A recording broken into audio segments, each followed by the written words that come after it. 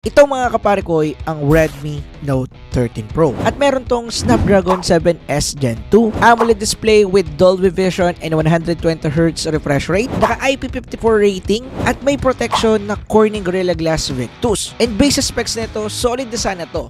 Kaso, may kaso, at yun yung pag-uusapan natin mga kapare ko sa video na to. At samahan nyo akong itesto sa kanyang gaming capability para malaman natin kung ano yung kayang gawin nito sa gaming. I-check na din natin yung camera nito para malaman natin kung ano yung makukuha nating camera capability pagdating sa photos and videos. Kaya kung interesado kayo, tara, simulan na natin. Okay, pagdating sa looks ng device ito mga kapare ko, kapansin-pansin dito yung kanyang glassy design. At least dito sa kanyang black variant mga kapare ko, dahil makikita natin dito na napaka-glossy talaga nung vac finish ng phone na to. To the point na pwede ka na talagang magsalamin kapare ko sa back part nito, at napaka-fingerprint and smudge magnet nito mga kapare ko, which is hindi ko talaga nagustuhan pagdating sa black variant. Pero subjective naman tong part na to, so for sure yung iba sa inyo gusto yung mga glossy finish. Anyway, pagdating sa shape ng device na to, ay kitang-kita naman natin na ito ay Vax type design. At ang lagi kong con sa mga Vax type design or Vax type build, medyo nakakailang hawakan yung mga device sa kagaya nito dahil medyo matiles yung kanto nito or yung dalawang sides niya. Pero ang maganda dyan, meron tayong kasama ditong case na rounded yung gilid, kaya hindi na rin tayo masyado may ilang dito. Kaya no problem pa rin pagdating dito. Anyway, pagdating sa design ng back part nito mga pare ko, makikita natin dito yung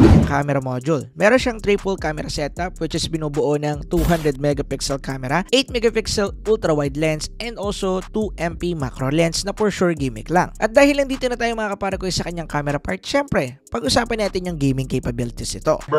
Joke lang. Pag-usapan natin yung camera part nito mga kapare ko. Unang-una, pagdating sa kanyang photo quality, okay naman kung usapang mid-range level yung babatayan natin. Dahil pagdating sa photo quality nito mga kapare ko, maganda, saturated and vibrant naman yung kanyang color. Yun nga lang, mayroong mga times talaga na medyo over-enhance siya. May mga times lang lalo na kapag tirik na tirik yung araw. Dahil medyo na over-enhance niya yung mga paligid niya. For example, yung color green na part, yung red, yellow, or yung mga common colors na medyo matingkad, medyo na-i-enhance niya or masyadong nagiging vibrant or masyadong nagiging saturated kapag sobrang init or sobrang tirik na tirik yung araw. Pero kagaya nga ng sinabi ko mga kapare ko, kung quality lang yung usapan, definitely na-nailed ng phone na to yung quality na kinakailangan natin para sa isang mid-range device. And actually mga kapare ko, yung pagiging super enhanced sa mga photos sa mga Android phone is natural na yan dahil dun talaga build ang mga Android devices. Dahil mas pinaprioritize ng Android ang detail, sharpness, color ng mismong photo, unlike sa iPhone na mas pinaprioritize yung details ng mismong photo or yung kanyang information para pag ipapasok natin sila sa post-production, madaling laruin yung color ng ating iPhone image unlike sa mga Android images. So yun kapare ko ang pagkakakilanlan ng mga Android phones. Anyway, pagdating naman sa video capability ng device ito, okay naman siya dahil solid din yung kanyang 4K at 30fps na video quality. By the way, pagdating pala dito, mayroon tayo mga kapare ko na EIS stabilization. Kitang-kita nyo naman na talagang smooth and stabilize naman yung footage natin dito, lalo na kung papasukan pa natin ito ng post-production na kung saan mas magiging smooth siya sa mga software na gagamitin natin. However, meron pa ring wobble effect mga kapare ko at hindi yun maaalis kahit sa iPhone meron yan, lalo na kapag naglalakad tayo. Mapapansin nyo na medyo nagwa-wobble yung dalawang sides ng ating video dito sa right and left. Mapapansin nyo yan dyan habang naglalakad kayo at nagtitake ng video. Any devices yan mga kapare ko ganyan unless gumamit ka ng gimbal. Anyway, pagdating sa kanyang video and photo quality, para sa akin approve, okay na siya para sa kanyang mismong performance for a mid-range device. Ngayon mga kapare ko, pag-usapan naman natin yung kanyang gaming capabilities dahil for sure, isa to sa mga reason kung bakit kayo bibili ng device na to. Again, yung chipset na ginamit dito ay Snapdragon 7S Gen 2 at same lang to na chipset na ginamit sa Poco X6 5G. At pagdating sa kanyang Antutu benchmark score mga kapare ko ay palag din dahil nakakuha tayo dito ng 600,000 Antutu benchmark score. At pagdating naman sa thermal neto mga kapare ko ay pasado naman siya at pwede natin gamitin to ng pangmatagalan. By the way, tinesting natin yan sa thermal throttling application natin na to ng 60 minutes. Kaya talagang palag-palag yung data na nakuha natin dyan. Anyway, simulan natin yung gaming test natin dito sa Mobile Legends. Yung supported settings niya as of now is super frame rate and ultra graphics. At pagdating sa gaming capability na ito dito mga kapare ko ay pretty decent din. Dahil nakakuha tayo dito ng 90 to 80 FPS, usually bumabagsak pa rin siya ng 60 FPS, pero sa mga ilang moment or ilang part lang yun ng game, which is yung mga clash scenario na kung saan marami mga skill animations, effects at kung ano-ano pa na nangyayari sa screen, dun lang siya bumababa ng 60 FPS. Pero don't worry, papitik-pitik lang naman yun. Ibig sabihin, hindi talaga nag-i-stay sa 60 FPS yung kanyang FPS. Usually nasa above yan, nasa 70, 80 ganyan. Pero kagaya nga ng sinabi ko lagi, as long as hindi to bababa ng 24 FPS, smooth pa rin naman yan tingnan sa mga mata natin kapare ko habang naglalaro ng isang mobile game. Anyway, tinari ko rin to mga kapare ko sa Genshin Impact at yung pinaka-supported settings sa dito is high and medium graphics preset settings. Pwede rin naman siya or playable din naman siya mga kapare ko sa ating highest graphical settings, pero hindi siya sustainable dahil mas mabilis uminit yung device natin doon and also hindi ganun ka-okay yung binibigay niya na FPS. Kaya yung pinaka-sweet spot dito, it's either high or medium. It depends na lang sa inyo. Anyway, pagdating sa kanyang gaming performance, pretty decent yung kanyang kayang ibigay dito mga kapare ko. Dahil nakakuha lang naman tayo dito ng 45 to 30 FPS na sustainable FPS yan mga kapare ko, meaning maintain. Yun nga lang, kapag medyo marami nang nangyayari, marami ng mga skill animation, marami ng effect, minsan bumababa siya mga kapare ko ng 25, 27, 26 or nagbi-below 30 FPS siya. Pero okay pa rin naman yun dahil kagaya nga na sinabi ko, as long as hindi bababa ng 24 FPS yung game na nalalaro natin, smooth pa rin yung tingnan mga kapare ko. And sa scenario natin ngayon ay okay na okay naman yung performance niya dito. At yun yung masasabi ko pagdating dito sa Genshin Impact. At masasuggest ko pa rin na kung ito yung device na gamit-gamitin nyo, iset up nyo pa rin mga kapare ko sa pinaka-smooth or kaya pinaka-optimized settings sa pwede doon sa game na nilalaro ninyo para hindi agad mabilis uminit and hindi din agad magkaroon ng problema pagdating sa FPS. So, yun lang. Moving on, pagdating naman sa CODM, meron tayo ditong high graphical settings and max frame rate settings. At pagdating dito mga kapare ko, pretty decent yung ating mismong gameplay dito. Hindi na kinakailangan pa ng introduction, explanation, CODM yan. Kaya smooth yan sa kahit anong devices. Yun nga lang, magtatalo na lang talaga sa FPS settings. And speaking of FPS mga kapare ko, nakakuha lang tayo dito ng 60 FPS. Pero for sure, sa tingin ko, bug lang to mga kapare ko sa game. Dahil alam ko pumapalo to ng 90 FPS noon nung una kong try. Tinry ko na rin dito i-clear yung battery settings or yung battery up doon sa ating mismong Xiaomi. Dahil ayun yung bug talaga ng mga Xiaomi phones. And then ginamit ko na rin yung game booster niya dito, which is yung boost sa ating game space. At wala pa rin nangyari, nasa 60 FPS pa rin siya. So akin, sa tingin ko, ito ay bug lang. Dahil nga, nung una kong play dito, ay nakita ko na pumalo to ng 90 FPS or 120. Hindi ko sure kung ang nasan doon, pero above 60 FPS siya. Pero at the end of the day, itong Redmi Note 13 Pro pagdating dito sa CODM is playable at smooth yung kanyang performance. Anyway, yung last game naman na tinesting natin dito mga kapare ko ay itong Wild Rift. And then dito meron tayong settings sa 120 FPS and high graphical settings. And then pagdating sa kanyang gaming performance dito sa ating Wild Rift, nakakuha lang tayo dito ng 60 FPS. So don't get me wrong, kagaya na sinabi ko kanina, for sure may bug ito. Pero na-fix ko na yan doon talaga sa kanyang battery settings dahil baka may mga mag-comment dyan. So nililinaw ko na mga kapare ko. Bago ako mag-review ng Poco and also Xiaomi, ginagawa ko na yon. And then kahit ilang beses ko siyang gawin, ganon at ganon pa rin kapare ko yung lumalabas. So ibig sabihin, as of now sa Wild Rift, nasa 60 FPS pa lang itong ating Redmi Note 13 Pro.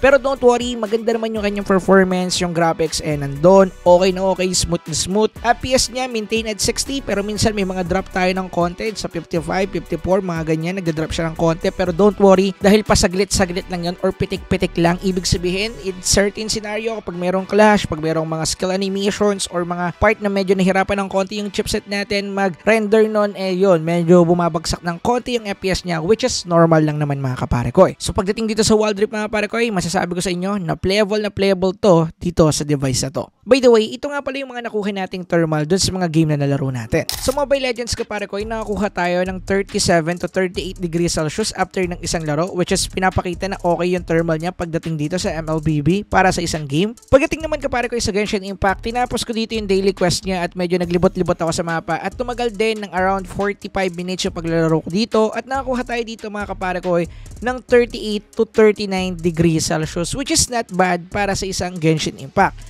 By the way, kagaya ng sinabi ko, yung settings nito is high graphical settings. Pagdating naman dito mga kapare ko sa CODM, pumalo siya ng 41 to 42 degrees Celsius. So usually ito tuloy-tuloy yung paglalaro ko from MP mode to BR mode, kaya medyo mataas yung temperature na nakuha niya, which is okay lang din naman dahil normal temp pa yan ng device natin. And then pagdating naman sa wall drift, nakakuha din tayo ng 41 to 42 degrees Celsius after ng 35 minutes of playing time sa loob ng isang laro mga kapare ko, which is not bad. Ngayon, magbumbo na tayo mga kapare ko dyan sa gaming capabilities na yan, at ngayon pag-usapan natin yung iba pang specs ng device na to. Unahin natin yung display. Pagdating sa display nito mga kapare ko, ginamitan lang naman to ng 6.67-inch AMOLED display na merong 120Hz refresh rate and Dolby Vision. At ang maganda dito, naka 1,800 nits to, ibig sabihin visible na visible yung display niya kahit na medyo tarik yung araw, or kaya gagamitin mo to sa katanghaliang tapat. Kaya bagay na bagay sa mga grab rider or kaya mga lalamove rider out there. At dahil nga isa tong display part niya sa pinakabintahe ng device na to, masarap din manood dito ng mga movies, anime, and also kahit social media consumption, okay na okay. Dahil meron na tong 1.2K resolution, which is Full HD plus resolution pa rin mga kapare ko. At naka wideband L1 na rin to pagdating sa Netflix, kaya kung usapang movie watching or anime watching walang tapon dito dahil secured na natin yung Full HD plus or HD plus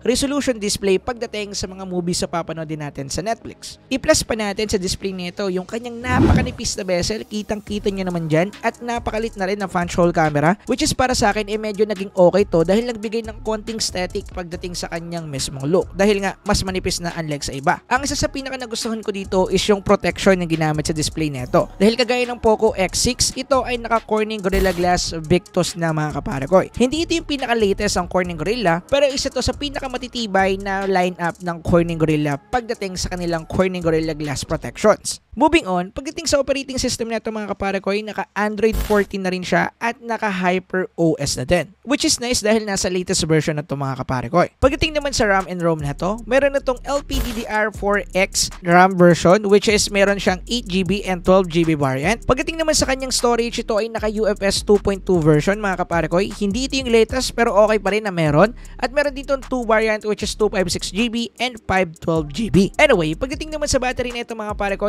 massive din yung battery na meron to dahil meron tong 5,100 mAh of battery capacity na merong supported na 67 watts fast charging capability, which is para sa akin mga pare ko goods dahil kayang-kaya niyang mag full charge from 0 to 100 sa loob lang ng 44 minutes, pero sa actual test na ginawa ko umabot siya ng 52 minutes, which is para sa akin ay okay lang din naman mga kapare ko. Ngayon mga kapare ko, nalaman na ninyo yung specification, yung solidness ng device na to, yung kaya niyang ibigay sa inyo, pero bakit nga ba sinabi ko sa intro kanina na meron siyang kaso or meron siyang pullback sa mga specification na binigay niya? Dahil unang-una, yung presyo ng device na to is 16,000 pesos para lang sa kanyang base variant na 8256GB, na kung saan magdadagdag ka na lang ng konti makakabili ka na ng Poco X6 Pro na nasa 18,000 or 20,000 pesos yung pricing ngayon, which is para sa akin mas way better yon dahil sa mga major aspect kagaya ng chipset and camera, mas way more better or 10 times more better yung Poco X6 Pro kaysa dito sa Redmi Note 13 Pro. At para sa kanyang presyo na to, medyo X talaga siya. Pero ang good news dyan mga kapare ko, kung gusto nyo talagang makuha yung specs ng Redmi Note 13 Pro, ay pwede nyo pa rin yung makuha sa halagang 13,000 pesos sa katawan ng Poco X6 5G. Yes mga kapare ko, usually almost carbon copy lang itong Redmi Note 13 Pro ng Poco X6 Pro dahil napakakonti lang nung pinagkaiba nilang dalawa. Gaya ng kanilang camera dahil ang Redmi Note 13 Pro is naka 200 megapixel camera and then yung Poco X6 naman is naka 64MP camera mga kapare ko. At malamang sa alamang ay hindi nyo rin naman nagagamit yung mga highest megapixel capabilities sa mga device nyo dahil for sure nakakalimutan yung i-switch or tinatamad kayo i-switch mga kapare ko sa 200 megapixel or 64 megapixel camera yung inyong camera settings bago kayo mag-take ng photo. 100% nangyayari yan at a time. And yes mga kapare ko, ito yung reason kung bakit ko nasabi na solid na sana itong device na to, kaso nga lang bumagsak siya dito sa isang aspeto which is yung kanyang presyo, at yun yung pinakamadalas nating tinitingnan mga kapare ko bago tayo bumili ng device. Kung makukuha mo naman pala sa 13,000 SRP yung value na meron yung 16,000 phone, ano pa bang pipiliin mo? Yung 13,000 pesos or yung 16,000 pesos na same specs lang din naman? Kayo na lang yung mag-isip mga kapare ko dahil napaka common sense lang nun, di ba? Pero yeah, kagaya ng sinabi ko, kung ako yung tatanungin ninyo, mas marirecommend ko yung Poco X6 and Poco X6 Pro kung medyo may konting budget kayo or meron kayo 16,000 pesos ngayon. Dagdagan nyo na lang ng 2,000 pesos magkakaroon na kayo ng Poco X6 Pro. Anyway, yun lang. Maraming salamat sa panonood. If meron kayong natutunan sa video na to or nakatulong to sa inyo, huwag nyo kalimutan i-hit yung like button and mag-subscribe. Yun lang. Maraming salamat. Peace.